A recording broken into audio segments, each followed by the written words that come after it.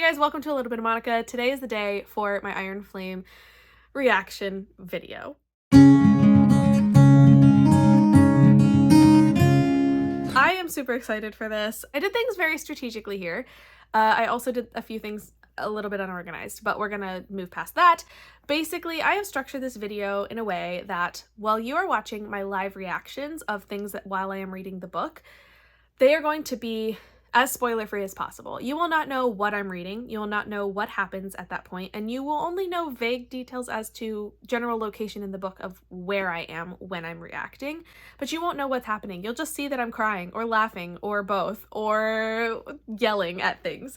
So I think I structured it kind of fun like that so that you can see the time I'm having with the book, and I can talk a little bit about what I'm thinking as I'm going, but I'm going to keep it spoiler free until I get to the end. Once I get to the end, all bets are off.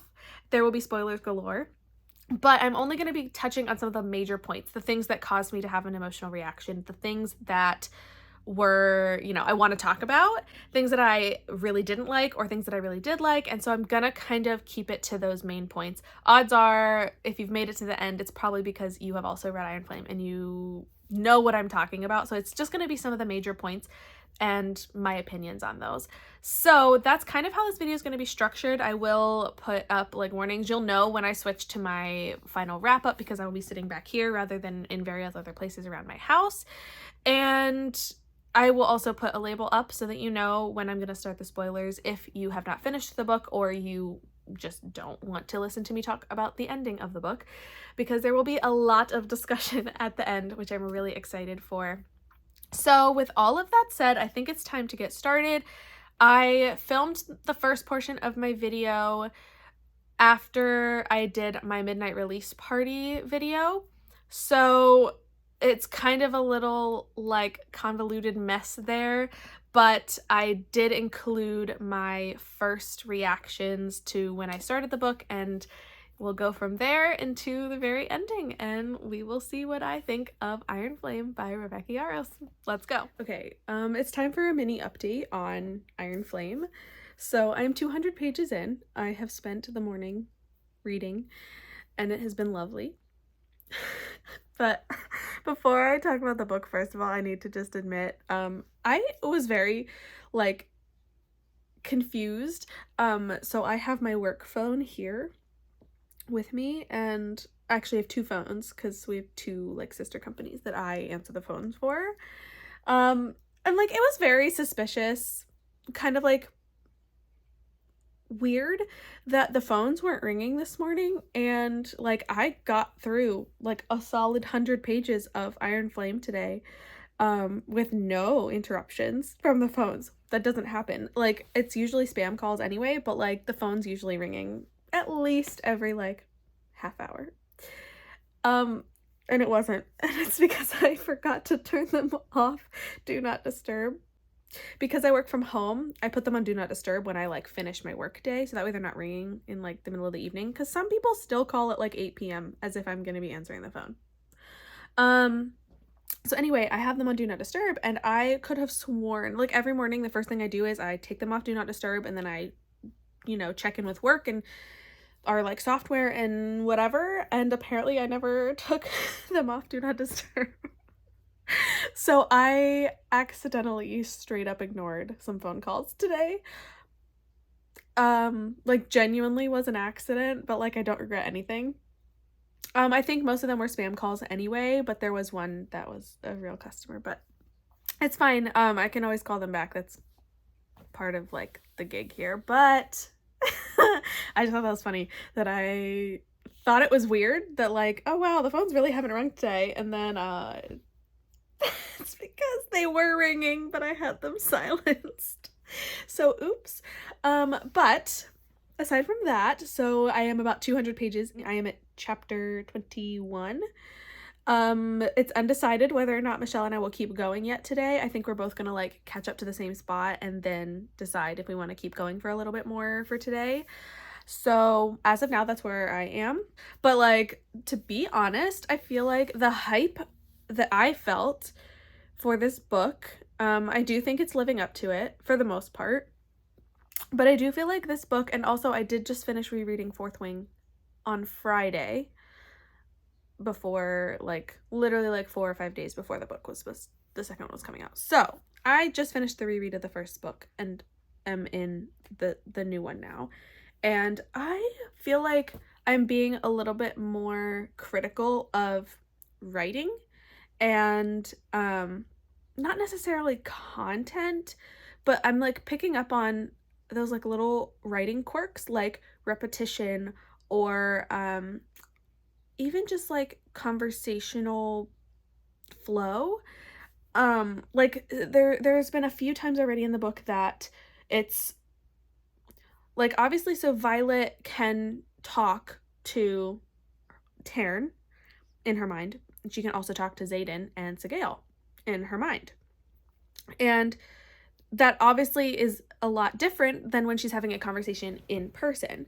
And there's been multiple times where she is having her like telepathic conversation, like with Taryn specifically, and then it'll break for like 2 paragraphs of description of the scene around her and then go back to the conversation that she's having in her head.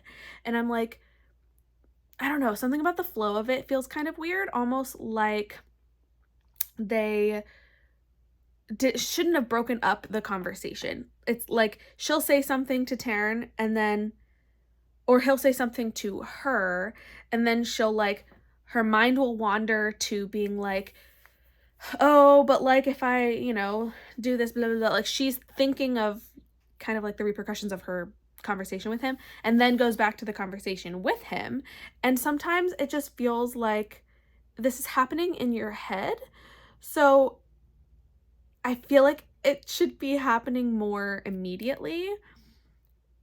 Like when you're having a conversation in person with someone, sometimes your brain is also working at the same time, and your brain can have secondary thoughts that are not coming out in words.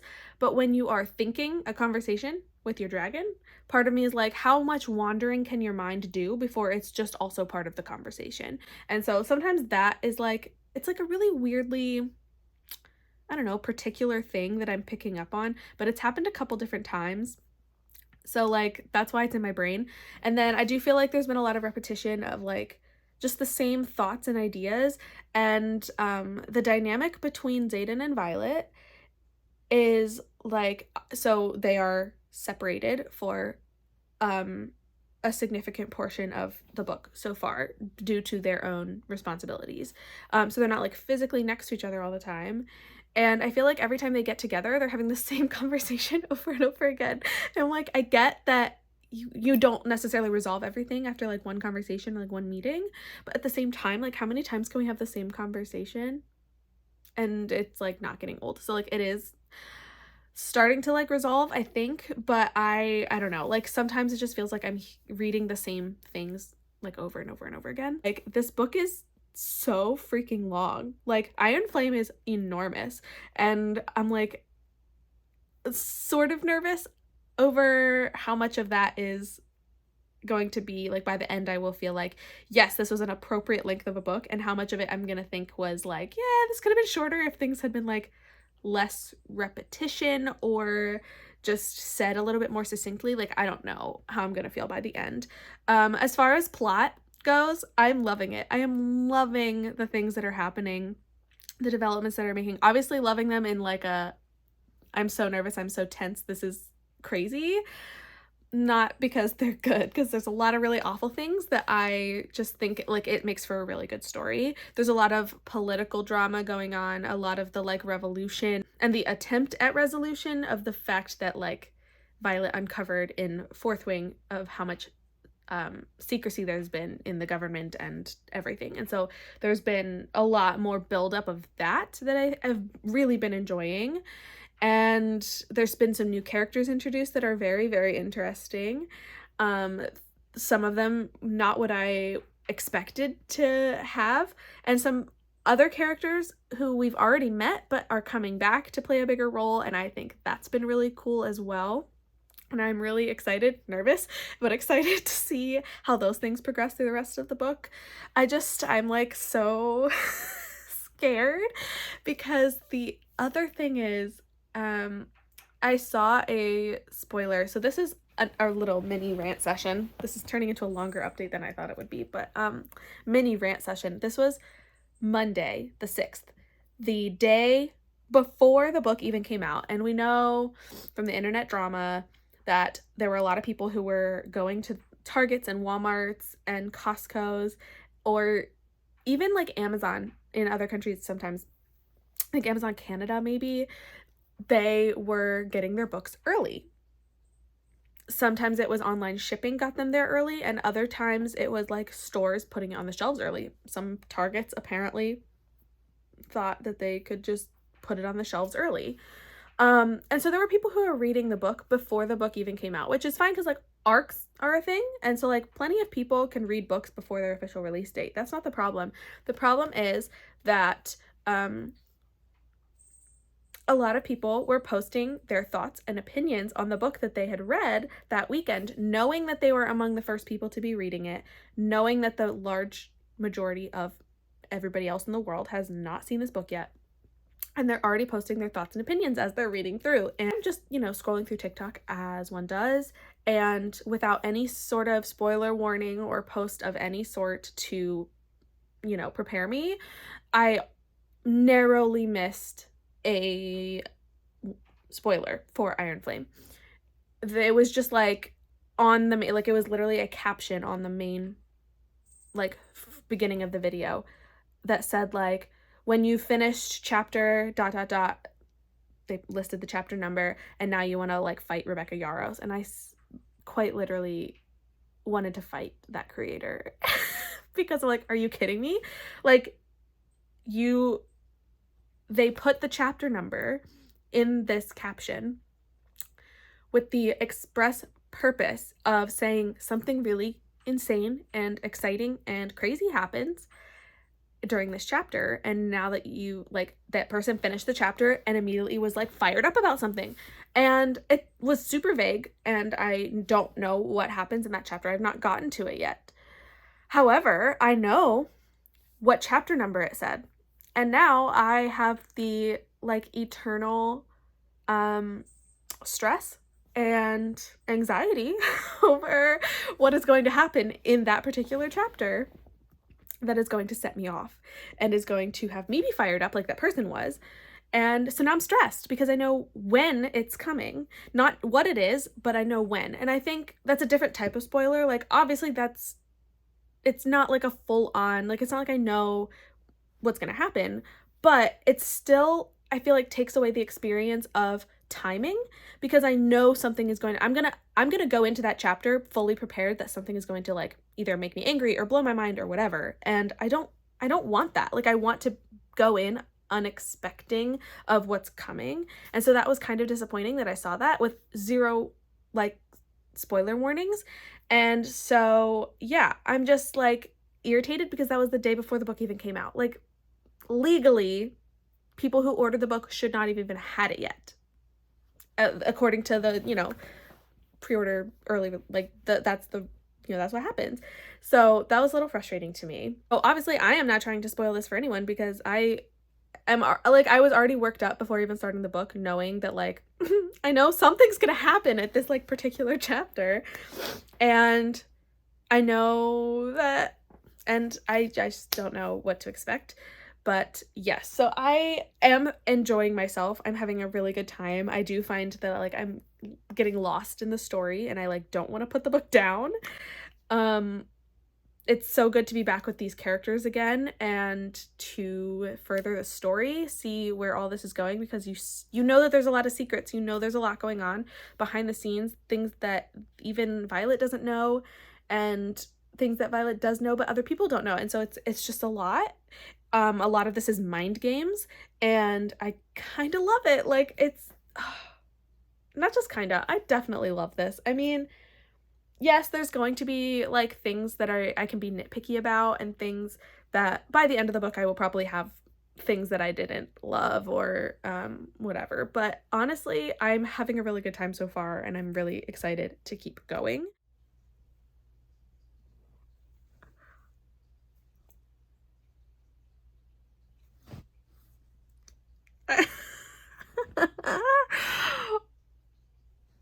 Okay, I will not disclose where this was in the book. I feel like there was a part of this book, it was like multiple chapters in a row that like it picked up and got real intense real fast, and it did not let up for like at least like 3, 4, 5 chapters in a row.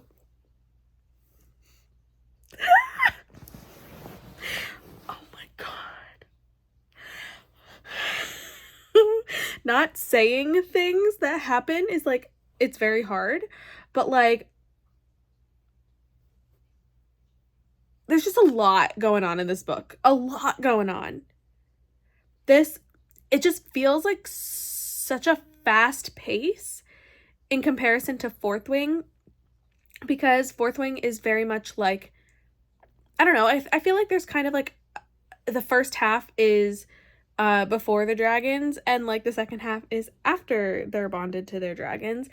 And like obviously there's a lot that happens, but that's kind of, you know, like the first half is the training, the trying to survive, and then getting bonded to a dragon. And then once Violet is bonded, then it becomes training with the dragons and everything that comes from that. And like it feels like kind of, if you had to divide the book, you could divide it in half of like before dragons and after dragons. And now this book, oh my gosh, there's just a lot happening, and I don't even know, like it's all over the place in like a good way, but like holy moly.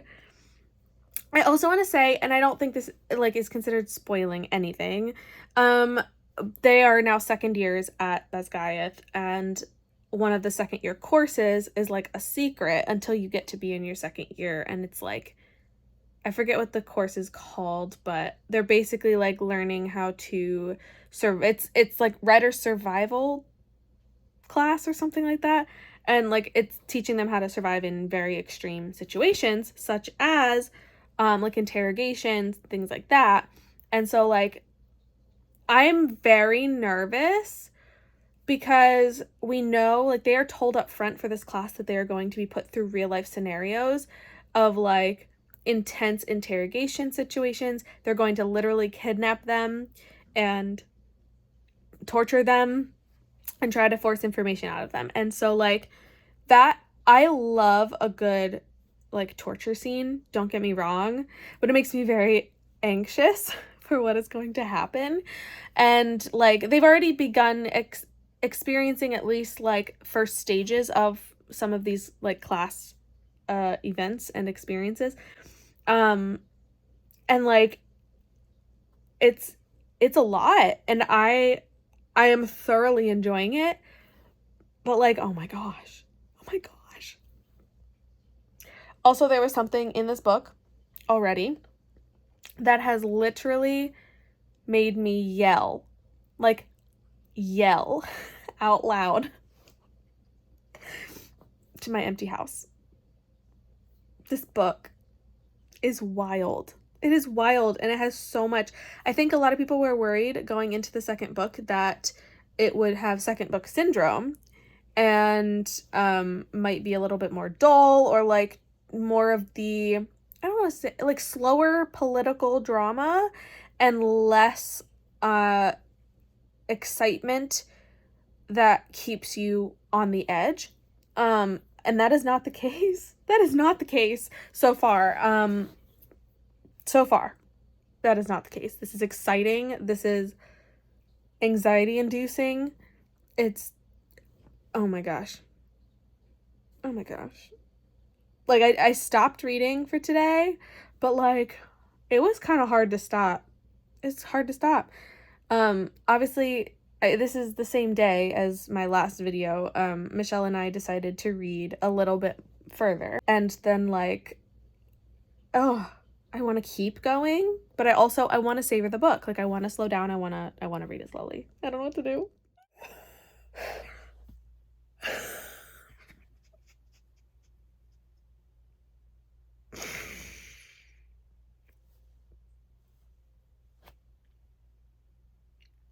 Crying. I'm not okay. I'm not okay.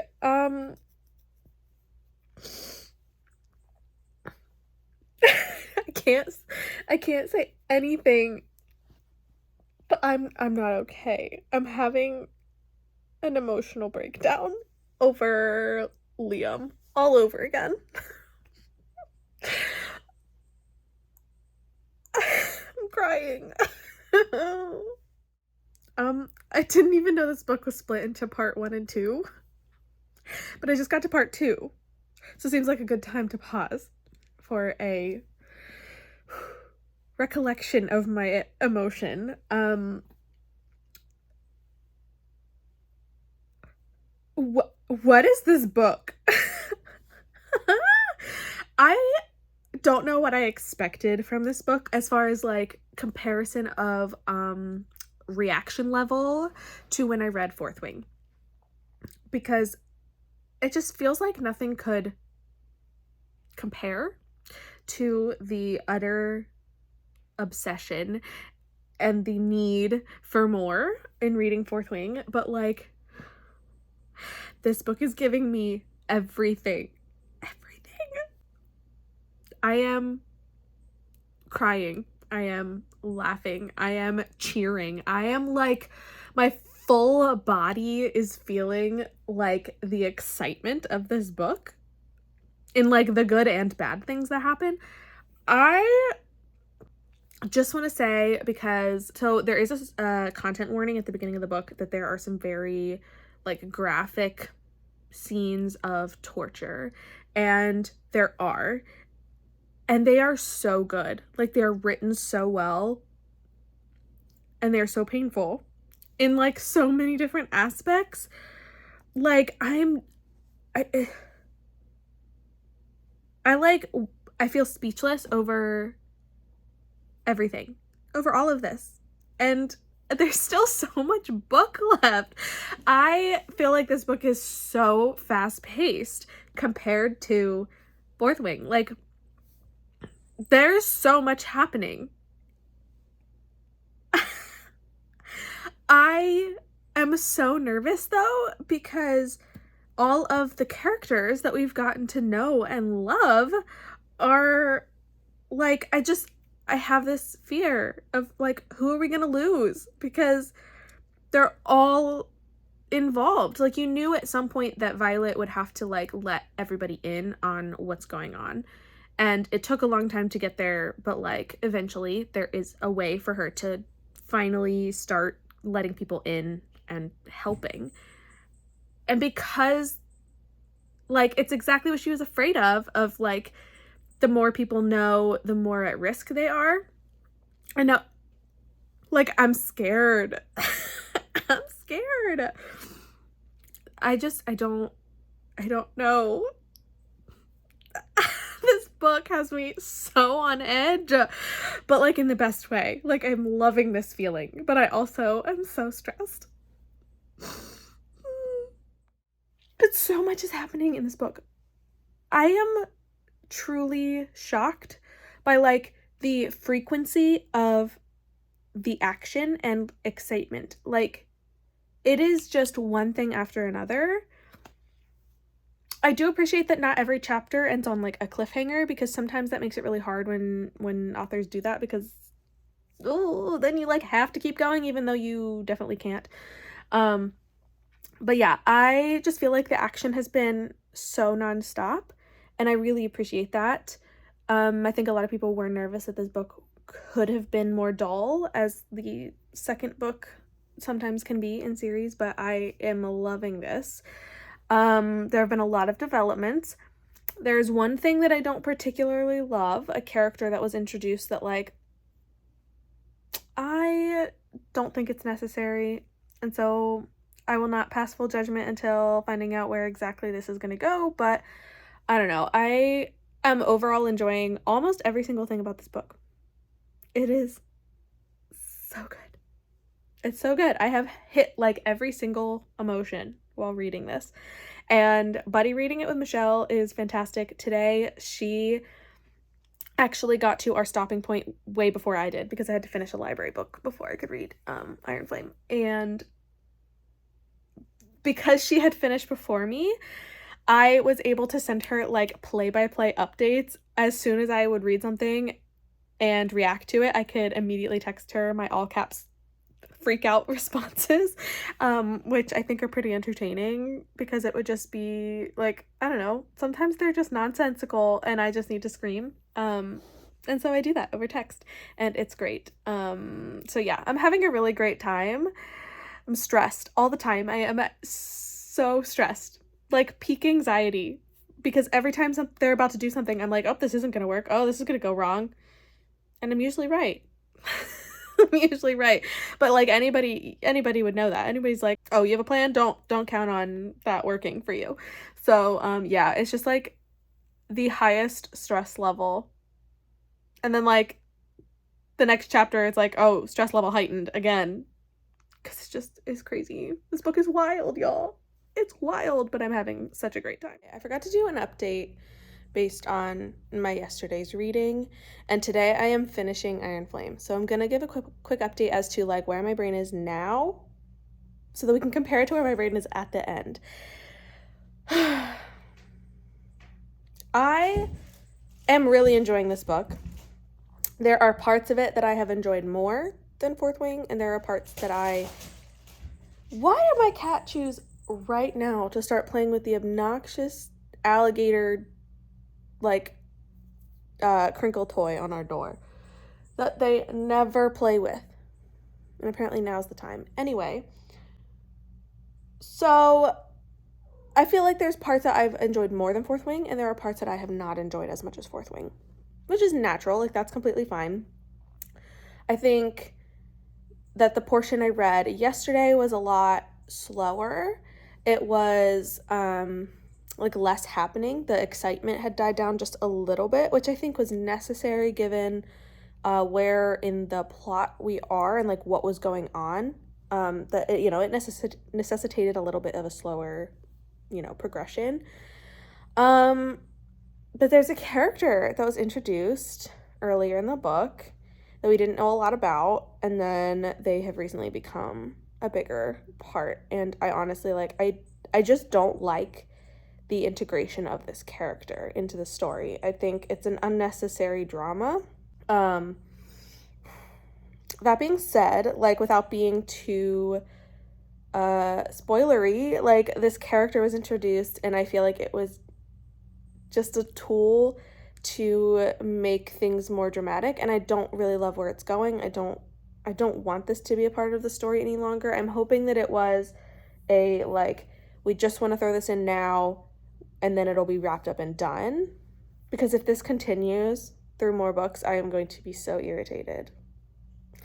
And it's so hard to talk about it without going into detail, but that's why I will go into a lot more detail at the end with my like actual spoilers and talking about all of the things that happen with more like information. But that's kind of where I'm at. Like, that was a lot of yesterday's reading, was this character's role in the story, this like new character that like I don't think anybody likes. But yeah, I don't love the development. I like where it is currently. I think where the story is taking it right now seems okay, and that's why like I have hope. But we shall see by the end of the book how I still feel about this character, about the situation, and what's going on. I left off at a spot where something bad was just about to happen, so I'm really excited to dive back in and find out how that event is going to carry out. But now I'm into the last like 100 pages, and we all know what happened in the last 100 pages of Fourth Wing, and I'm not excited to see what kind of crap is gonna be thrown my way this time. I'm stressed to the max, but got 100 pages left, and then I'll be able to tell you all of my opinions of everything with detail. So let's do this. I'm sorry, I do not like what is happening right now. I do not like this at all. What? No.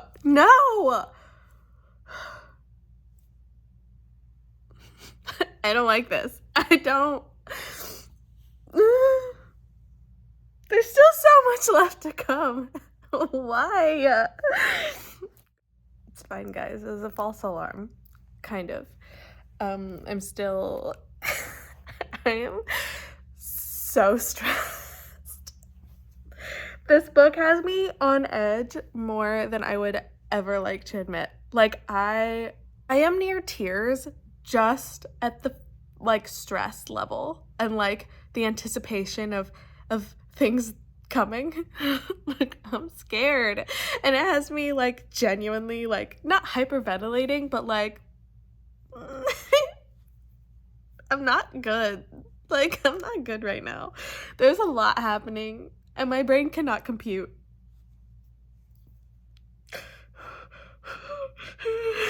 And I just, like, I'm, like, creeping closer and closer to the end of the book, which has me even more nervous. Because we all know how the first one ended. I'm stressed. I'm so stressed. Oh, gosh. Oh, my God!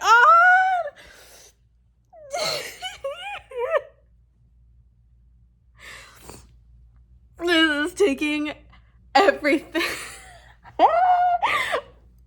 I knew this was gonna happen. Now that I'm like at the end, it is so hard not to include spoilers, even though I said I was gonna do this relatively spoiler free. I've done so well, but it's so hard not to say exactly what is happening right now. Yes, I am so okay, something is about to happen. Like, it's started to happen, but I haven't read it yet. And I'm just like very excited for the like interaction that's about to happen. I'm so excited.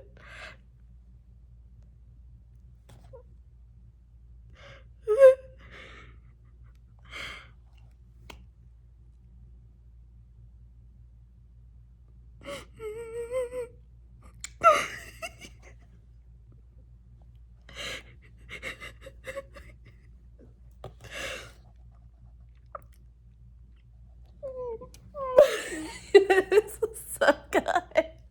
I knew this would happen, and there's so much happening. God. I'm not good. This is good. I'm not good. You guys are getting like a full... I hope this is entertaining for you, because I am having a time.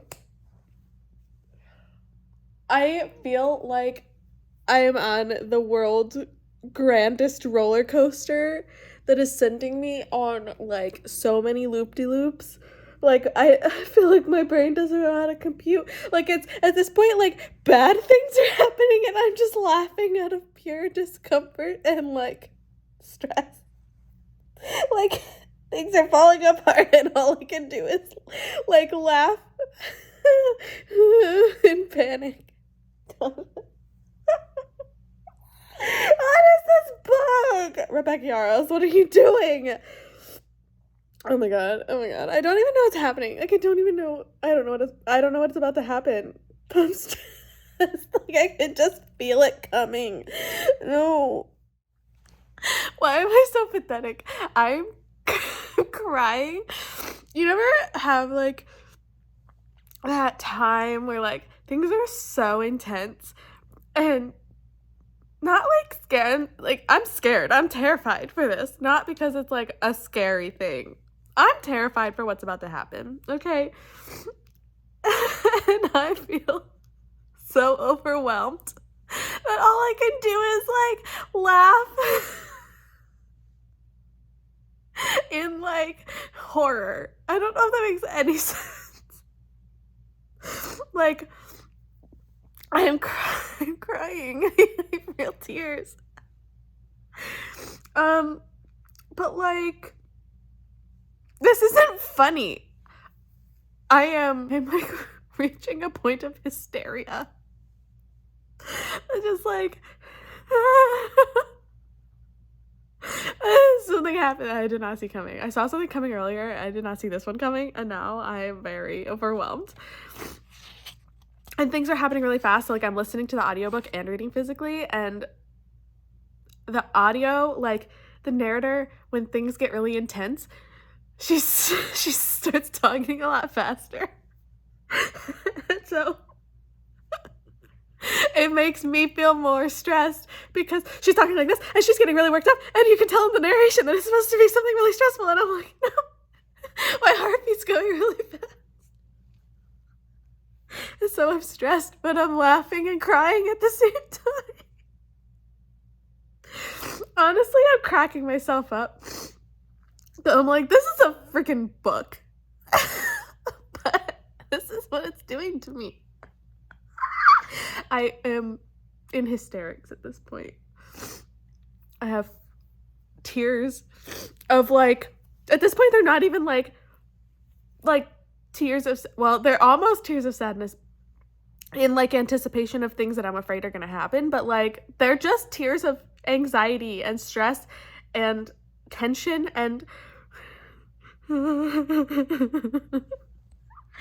don't know how many more updates I'm going to be able to do before like I finish the book, because I want to just like get through it. But like the more things happen, the more like I'm losing it. I'm losing my mind.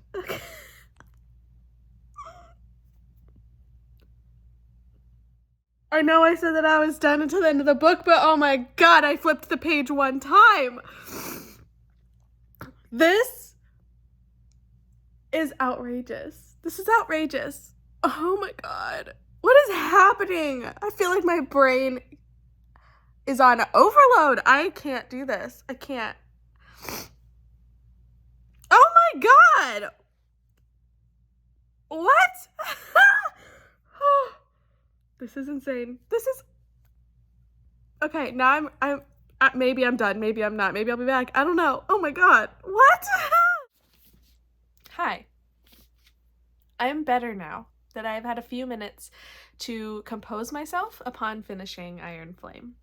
And I am here to give you my fully spoiled review and reactions. I tried to be vague in all of my vlog clips as to not give away anything, but from here on, I am going to be talking about the twists and the turns and the frustrations and the things I loved about this book. So there's lots of spoilers going forward. So that's your warning now. I really liked this book. I think I'm still going to give it 5 stars. There were some things about it that I didn't super love, but especially if I'm going off of vibes and off of experience of reading, this is 5 stars without question, because very few books get this kind of a visceral response from me, and I was laughing and crying and laughing at my crying and yelling a lot. I yelled a lot during this. Thank God I've been home by myself most of the time, because I have been yelling at some of the twists and turns along the way. So I'm not gonna like just go through everything that happened in the book, but I'm gonna touch on a couple of the things that came up, the big twists that everybody knows now, and just kind of like the things that I did or didn't like.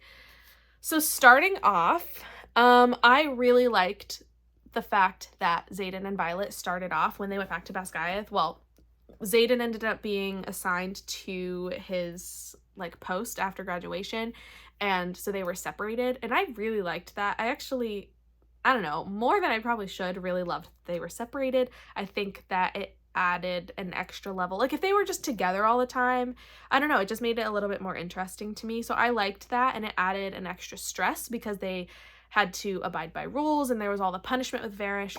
Freaking hate Varish. He got what he deserved. Oh my gosh, I feel like I'm gonna be so scattered going back through this. I should have just done spoilers throughout the whole vlog, but like I really wanted to try to give you my reactions without telling anyone what was happening, and now I don't know, maybe I regret it, maybe I don't. Anyway, so Major Varish, the worst, an actual demon of a man, and his dragon just as bad. So the torture scenes, I loved. The RSC, that sounds really bad. I can't believe I just said it like that. The RSC experiences of like the interrogations and all that kind of stuff, like I thought it was really interesting, and I really enjoyed those scenes. I thought the group interrogation was fantastic. I love that squad. I'm sorry, like I love them with all of my heart. Like Rhiannon and Riddick and Sawyer, I just love them way too much, and so I really thoroughly enjoyed seeing them all together. Anytime that they are together and doing things together, I eat it up. Like I love it. And so that scene was really awesome when they brought Dane in to try to interrogate her. I audibly gasped. I absolutely loved that as well. And I also appreciated that it was the beginning of his redemption arc, that he said no, he would not steal her memories. I really appreciated that, because I do think it's realistic to believe that if he was in the dark for so long, as so many other people were, he would realistically have understood once the truth was revealed what he needed to do. And so I think that's part of why I appreciate his redemption arc. It doesn't seem like it comes out of nowhere of just like trying to make the bad guy look good. Like, no, I think he has reason for being able to turn his thoughts around and start to redeem himself. But then we have the second instance of torture where Violet is taken again, and I still don't understand why Nolan was so okay with everything that was happening, because it seemed that he had such a strong connection to Violet from like when she was younger, and also like even from her first year in the Writer's Quadrant, that like she would go visit him a lot because of all her injuries, and it just seemed like she knew him really well. And so for him to be so okay with all of the torture and mending and all of that was going on, like, it was a little bit weird. I still don't understand Nolan's role in everything. I don't understand his approach, so that's still weird to me, and I'm assuming he must come back at some point because we didn't hear that he had died. So like, I don't know. I just don't understand his role in all of this. But the torture scene was so good, and like, I think it was written well. I think it was appropriately graphic. It was hard to read, as it should be, and it was intense, and I don't know, I just had a really good time reading it. But also, most of that is probably because of Liam. Hello I started crying as soon as Liam showed up. As soon as you realize that it wasn't just like, I don't know, a quick, like, her thinking about him, like the fact that she was seeing him, hallucinating him. I was perfectly happy to sit in that chapter and not leave, because I just loved having Liam back. It is such a comfort. I'm still not over it. I'm still not okay at the end of Fourth Wing, okay? Still not okay.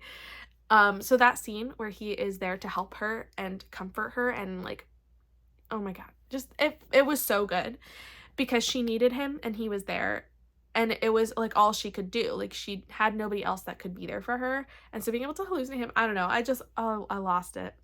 I was an emotional wreck. But I loved that scene. And then at the end, Dane and Lilith Sorengale show up, and both of them have another like level of redemption, which is bizarre, but I'm not opposed to it. So like, okay. So that was that scene.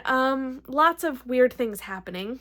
Let's talk about Jack Barlow real quick, because that was a big reveal. Chapter 25 will live in infamy as the chapter where Jack Barlow is revealed to still be alive. And I know a lot of people on the internet had suspected that he would be alive, because no body, no death, right? We never like got full confirmation. All we know is that like he was crumbled under the mountain. I don't mind that he was brought back. However, given the nature of his later reveal, because he's mended and brought back, and then he's like weirdly nice to everybody, and he saves Violet at that one point when she's falling off the tower after she gets attacked, and he saves her, and it's like super weird. You don't really know what his end game is. Like, we don't know what he wants, and then we find out. No, we really do find out when they go back at the end to help protect Basgiath and Navarre from the Venom and the Wyvern. And they go to the Wardstone and find that Bade and Jack are there.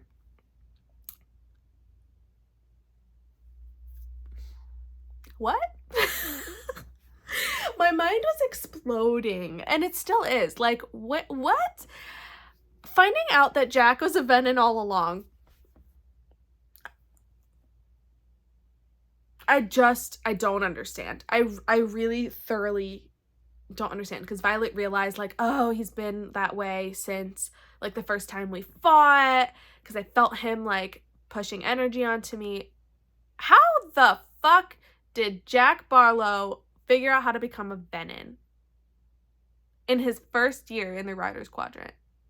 Somebody answer me this, because I don't I don't get it. How would he have known? How would he have figured this out? Like, it just feels like something that normal people don't just like happen upon.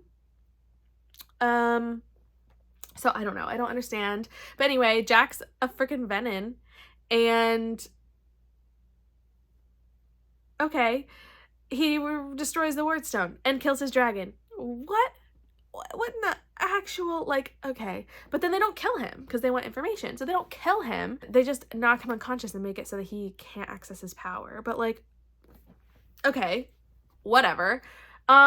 Huge twist in the story with Jack. Not only him being alive, but him being a venom and being such a part of this plan all along. It just makes you wonder, where did this come from? How did this happen? How did he become a venom? Like, how did he know? But also, after he was mended, how did he, I don't know, is it just like an intrinsic like connection to the other venom that he was able to like work with them? Or I don't know, like, how did he end up plotting with the rest of them to defeat Best Guy? Like, it's a lot of unknown that obviously we are going to know a lot more about in the next book. The ending. But yeah, so a couple other really big things that happened. First, before I get to the actual ending, I should have gone here first. I just want to talk about the whole cat situation, because why? Why on earth did we need to have this? I will never know. But we find out that Xaden had an ex named Kat. The audiobook called her Catriona. I don't know if it's Catriona or Katrina or whatever it is, but anyway, his ex, they were engaged for like a political marriage that he broke off, and now Kat is not happy about it, okay? She is gonna throw a fit and try to get under Violet's skin when they finally meet. I hated this. I hated it. I thought it was unnecessary. Why do we need to have a third-party romance drama? It's unnecessary. Like, why does every romantasy story feel the need to do this? I just don't get it. I do appreciate that it was pretty short-lived, that Xaden very maturely sat down with Violet and said, here's the thing, here's what happened, here's the deal, and none of it matters. And we know with certainty that he is telling the truth.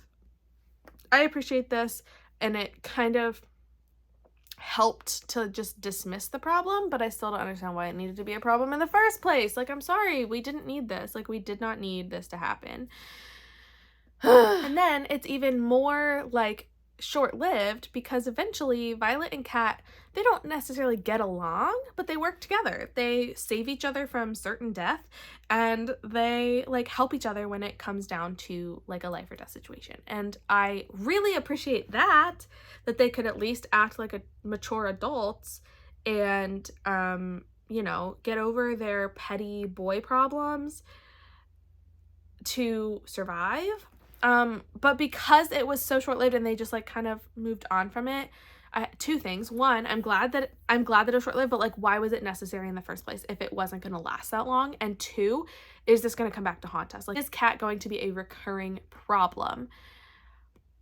I don't know, because I feel like the only point of her being there is that she's going to have to come back eventually and be a problem again, because that's what these books always do, and it makes me so nervous. Like, I don't want it. Like, more than I just don't want her interfering with Xaden and Violet, because I love Xaden and Violet. I just didn't want it as a concept. I think it didn't need to happen, and it was unnecessary. And so the very concept of that, like, love triangle that wasn't really a triangle, was unnecessary. So that was irritating, but whatever. Moving on to the next thing I wanted to talk about. Now, this is jumping forward to the end. And I gotta say, I don't know how to feel about like the end. I don't think I love it, but I also don't hate it, because I understand why it's a story propeller. But okay, so here we go. Now we're talking about the end, and the way I was like laugh crying through the entire last 50 pages because I didn't know if I should be nervous, scared, happy, sad. I don't know. Every time something seemed like it was about to happen, I'd start crying in anticipation of whatever was going to happen. This happened with Liam as well. As soon as I had any inkling that he was in trouble, I started crying. And then I cried continually until he was gone. And then I did this again with this book. Riddick deserves an award for like coming out of situations unscathed, because he almost died when they were going through the pass, when they were like on the switchback valley thing with the griffin flyers, and he got stabbed by the like trap swords, and I cried because I thought he was a goner. And then when they're down by the ward stone and Bade like is trying to burn them all, and he uses his like ice signet, and then he gets burned, and I thought for sure he was a goner then. And then when they're fighting in the sky, and oh my god, when he almost died then too, I was like, no, I can't handle Riddick dying. And the fact that he was like near death multiple times in this book had me so on edge. I was so scared, and I was crying in anticipation of it. Same thing with Sawyer. When Sawyer started getting attacked, which was at the same time that Riddick was getting attacked during the like airborne fight, I literally was crying out of anticipation of what was probably gonna come, because I just knew that they were gonna die, and I was super scared for it. So that was like terrifying, right? I'm crying and I'm laughing at myself crying because I know nothing's even happened yet. Like, you know that feeling when you are crying and you are laughing at yourself crying because you know you shouldn't be crying, but you can't stop crying anyway, so then you're just crying even more, and then you're laughing at yourself. So it was just a lot, okay? A lot of emotions happening. Thank God that Riddick and Sawyer are still alive, because I would not have been okay. Same with Rhiannon, but she was, like, for some reason, never really a target. I also really thought that Mira was gonna die in this, and so I'm a little bit shocked that she didn't. However, we did lose Lilith Sorrengail, and I am not mad about it. It was a very emotional and long, drawn-out scene, and I'm not sure why it was so long and drawn out. The whole thing, I liked the interaction between Lilith and Sloane, her talking to her and trying to convince her, like, this is what I want you to do, this is what you need to do, because as Sloane is a first year and she just recently got her signet, she doesn't really even know how to use it fully as a siphon, and so I feel like the interaction was really well done as far as Lilith convincing her that she needs to do this, and Sloane's reaction was appropriate, and I think that went really well. It seemed like a kind of out of character, large, you know, sacrifice for her to make, when she didn't really seem to care all that much about sacrificing herself for her kids any time before this. So that was a little bit weird, but also, like, it is what it is. I never had any attachment to General Sorrengail, because why would anybody? Because she was kind of an awful mom, like, the whole time. And so she gave herself in the end, and that's fine by me, whatever. Can we talk about Andarna, though? Like, hello? I knew Andarna was going to be special. Obviously, everybody knew she was going to be special. But as soon as she started describing Andarna's scales as being, like, shimmery, and how, like, in some light they look this color, and in some light they look, like, when she's in the grass she looks green, when she's against Taryn she looks black, when she was next to the red dragon she looked kind of tinted red, and I was like, well, clearly her scales are different. Like, she's different. Something's weird about her. She's not a normal dragon. Like, we already know that she's not normal, but, like, clearly something is different. Until they revealed about the, like, 7 dragons, and that's when I knew that Andarna would be the 7th type of dragon. I absolutely love her, though. I loved Andarna throughout this whole book. Her wanting to be a part of everything, her always not wanting to be left behind, and her fight to the end, and I really, really loved it. And when she is standing by Violet's side in the end and telling her, like, no, I'm gonna do what I need to do, and I know what I'm here for, and we find out that Andarna is like has been in her, like, she was waiting to hatch for hundreds of years, waiting for Violet of all people. So now we have this understanding of Violet's importance in the story for sure, because Andarna waited hundreds of years to hatch in order to be at the appropriate age for when Violet was 18 and would be able to bond a dragon. wild stuff, like absolutely mind-blowing that this kind of a development is happening, that Andarna has this role, that everybody knows that she's important because she's different, because she was a young golden dragon. Everybody knew she was a standout, but we didn't know how. And we also don't know what her signet is yet, because Violet doesn't have a second signet yet, but we know that she probably will at some point because she has 2 dragons. It just makes sense that she would have a second signet, but she doesn't quite know what it is yet. And I love that. And I can't wait to find out what that is, especially because of how special Andarna is, now that we know her history a little bit more. And I can't wait to see what she like continues to grow as. Like, if her scales just continue to be shimmery and she has like this camouflage ability, I freaking love that. I love that she can camouflage herself like into anything. I'm living for it. It's absolutely amazing. Now I want to move on to Xaden. At the very end, the very, very, very end, the last couple of pages of this book, we discover that throughout the fight, yes, Violet got the wards up to protect Basgiath, to protect Navarre, sent the venom away, but it was too late because Xaden is distraught. And we know that he's distraught, but not necessarily why, until she walks up to him. And as soon as she said he had his back to me, I was like, that's because he's trying to hide his eyes. I knew it. I knew it. And I hate that I was right because Xaden's now a venom. Xaden is now a venom. I still don't really understand how that happens. I don't understand how it just becomes like, I don't know. I don't know. I don't love this.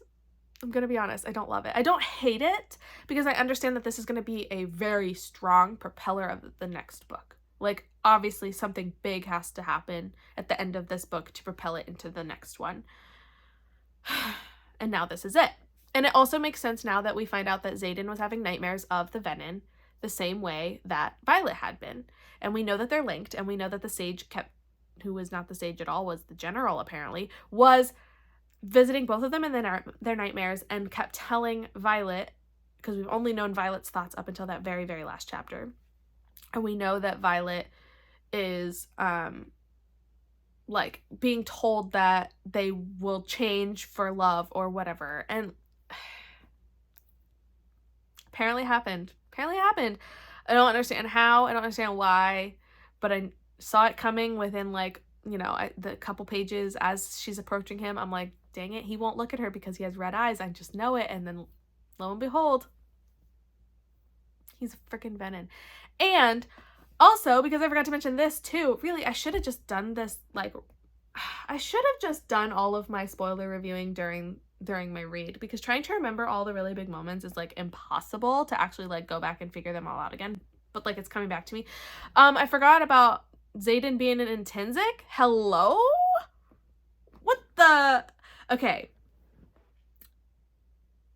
I feel like I kind of thought he had a second signet all along. I suspected that he had a second signet, but I wasn't sure what it was from. I didn't remember the whole like relative, the ancestor with the dragon thing. I didn't remember that, but I did suspect that he had a second signet at one point, and I didn't know what that would mean.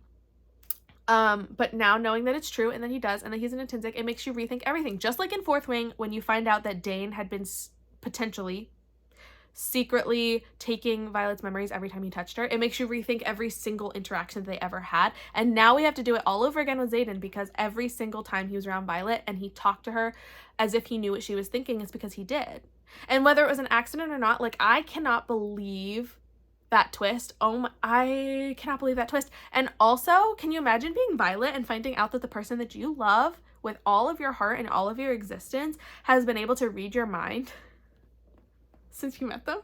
Like, can you imagine? Because he didn't teach her how to like keep her shields up that well until like way later. So like, I would have felt so freaking violated if I was Violet, finding out that he could have read her mind at any moment. Like, every single thought that she has ever had is not safe. Like, yes, it is safe from him because we kind of know his approach. Like, we understand that he was trying to be genuine, I think, unless he's lying about that too, but I think we can believe that he was genuine in everything. But like, as a human, realizing someone could read your mind the whole time, like, that would be such a violation of privacy, and I would feel, I don't even know how I would respond. I don't know how I'd react.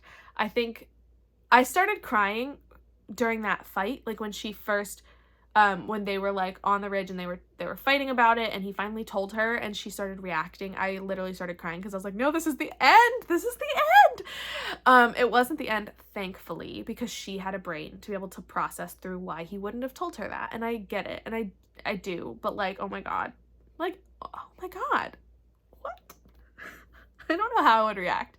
But now Xaden, the intrinsic, who can read people's minds, at least to some extent, which we don't fully know yet, because he said he's not a full intrinsic. It's like a little bit different. So we don't necessarily know like all the details about that yet, but he is now an intrinsic and a venin. I'm sorry. What? What is supposed to happen now? Like, I'm so scared. I'm so nervous. I'm so nervous. And now, like, this last chapter of him talking to Jack, he's like, welcome to the family, brother. No, no. I'm scared. I'm very scared. I do feel like this was a good ending to the book. Like, I think it was a solid way to wrap things up and set it up for the next story. I don't know that I love Xaden being a venin, just because it feels unnecessary, and it feels very, I don't know, classic of like stories like this, to turn one of the protagonists into the antagonist, to turn one of the good guys into the bad guys. I've seen it done before too many times, and I just don't want it. Like, I don't want it. But it could be okay. Like, it just depends on how Rebecca Yarros decides to write the story going forward. I don't love it yet, but like, depends on how she writes it and how he progresses. I am truly a fan of Xaden. Like, I want him and Violet to be in it to the end. I do. I really, really do. But I don't know. I don't know what's gonna happen. I feel very unsure of everything. So I just don't know. But anyway. Oh, wait, no. There's one more thing I wanted to mention. There's one more thing. I filmed a clip earlier during my like active vlogging while I was reading. I filmed a clip. I think I was at page like 571, I think that's what I said. Anyway, I filmed this clip of my prediction of what I wanted to happen in the end battle, and I was right. I just want to say that. I'm going to play the clip for you now because I want you to see what my prediction was and how right I was. I have a quick prediction that I want to happen during this final epic battle of the book. I have no idea if it will happen. I just think that it should happen. I think it would be really cool if it did. So they are going into this final battle knowing that they are outnumbered, outpowered. They're not looking good. It's not looking like they will win. The wards are down. Everybody is stressed to the max. And they're all basically preparing to like fight to the death. Like, they are all fully aware that they very well may all die. Okay, so great start. But at this point, we have a lot of really unexpected allies in this, that now General Sorrengail is fighting alongside of Mira and Violet and Xaden and the rest of them, right? Because they're trying to defend Navarre. They're defending Basgiath. I think what should happen, what would be absolutely epic beyond anything else, is we know that General Sorrengail's signet is storm wielding, and we haven't really seen her use it very much, or at all, like intentionally. So what I think needs to happen, like, tell me I'm wrong, but like, Violet's a lightning wielder, and do you want to know where lightning is typically found? In storms. So like, can we please have, at one point I had predicted that General Sorrengail and Violet would have to face off against each other, and Violet would use the lightning from her mom's storm to defeat her mom. But now I take it back. I think that they should complement each other. I believe that this fight, and maybe it's what wins the fight, I don't know, but I want Lilith to wield a storm, bring the storm in during this epic battle, and I want Violet to use the lightning from those storms to take out the wyvern and the venom. I think it would just work so well, and like it does not fully like redeem Lilith for all the crap that she has done, but however, I feel like that would be such a good way of demonstrating both of their skill levels. And I feel like a lot of times we are seeing how characters' signets can complement each other in different scenarios, and I really, really, really want to see this happen. So like, this is me saying that if this does happen, I want people to know that I am on page 571. And that's my prediction. I still have like, what, 40 pages left-ish, 40, 50 pages. So that's what I want to happen. I want Lilith to bring a storm in, and I want Violet to use that storm to help power her lightning, and use that as like a way to complement each other's signets and like take out the venom. I can't believe I was right. And I was right literally like 4 or 5 pages later. Like, it happened so quickly. It was the beginning of the battle when General Sorengale creates the storm, and it helps like fuel Violet's power, and she ends up using the storm cloud to, I knocked the dragon over, to take out like a whole like group of the wyvern. Oh my god. I was like, I called this. I mean, probably a lot of people could have, but I knew it was coming, and I'm so happy. It ended up working out really well, and I really loved the way that they did use their signets to complement each other. It wasn't necessarily as extreme as my prediction had hoped, but I loved that they did work together for it. And then, you know, we know what happened to the general after that, but still, I love that my prediction was right. Okay, that's all I needed to say. I can't believe I forgot about that, and I'm like really glad I remembered to put that in, because I specifically filmed that clip so that I could react to my own prediction, and I'm glad that I predicted correctly, because I do love predicting things in books, and there's a lot of things I couldn't have predicted in this one, but that was one of them, so I'm really happy about that. Yeah, so I finished Iron Flame. I still have way too many thoughts, and also no thoughts at all. I'm still processing, and I will be processing for a few days, but like, I think those are all of the really, really big things that I reacted to in the book, and it was super scattered, and I'm sorry for my end of video wrap up of thoughts, because it was very scattered as things were coming back to me. But I also am glad that I did a relatively spoiler-free vlog portion, because it's also kind of fun giving you my reactions without anything to tell you what was happening during that part. But yes, most of the crying towards the end was during the battle. Every time I thought something bad was going to happen, I would start to cry. And I think my main portion of that, from when I was like laughing at myself crying, was during the fighting in the air when they were, I think it was probably around when like Riddick and Sawyer were getting attacked, and I just felt, I was like, one of them is gonna die and I can't take it. And so I started crying, and I think that was where the majority of that took place. But yeah, I just was all over the place. This thing has made me a mess in like the best way, and I absolutely loved the experience of reading it. Whether there were parts that I did or didn't like, the experience overall was incredible, and I cannot wait for the 3rd book now.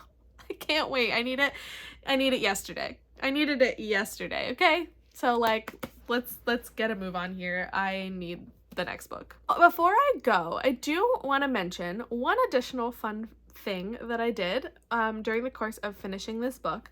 A couple of years ago, a friend had sent me a pattern of something that they wanted me to try to crochet.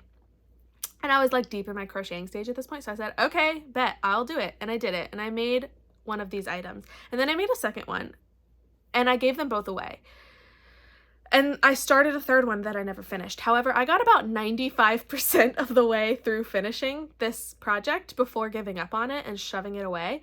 And so I I remembered that I had been making it, and I decided it was the perfect time to finish such project. And so I did it, and I finished it yesterday. I finished it the day before finishing Iron Flame, and I just thought it would be a really appropriate time to show off my little craft because I'm quite proud of it. I think it turned out really well, and the fact that it only took me like an hour and a half, maybe 2 hours to finish it based on how far I'd gotten the first time I started making it. I'm so disappointed in myself for giving up right before putting all the pieces together. But anyway, I would like to introduce you, it doesn't have a name yet, but I would like to introduce you to my little dragon friend that I successfully crocheted. I will say that the color switching on the wings was the hardest thing. But I made a little dragon buddy. This is the third dragon I've made. The first one was green, if I remember correctly. I'd have to look up the pictures of it. So the first one was green, and the second one was white with red. So basically the reverse of this. And then I decided to make red with white, and I actually love it. And now that I have made this, I have plans to make matching ones for Fourth Wing and Iron Flame. Like, I am gonna make a Tern. I'm gonna make an all black one. And I can't decide what I want to do for Andarna now because I would have done a golden dragon, but now I don't know. I might still make a smaller scale golden dragon, just to represent Andarna in Fourth Wing, but yes, this is my little dragon buddy. Its legs are a little bit lopsided, so it doesn't sit like super straight, but like I love him, and he is going to sit on my shelf forever now because he is my little buddy. I genuinely, there we go. There we go.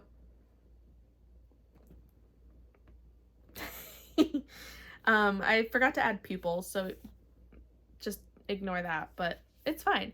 Because I'm very proud of me finishing a project that I started. I don't know how many years. It's been at least like 3 or 4 years since I started that. I have another project that I also found that I had started like 3 or 4 years ago, and I'm gonna finish that too. So like, I'm getting back into it. But anyway, this is my dragon, and it is dedicated to Fourth Wing and Iron Flame, and yeah. So now this is gonna sit on my shelf with me.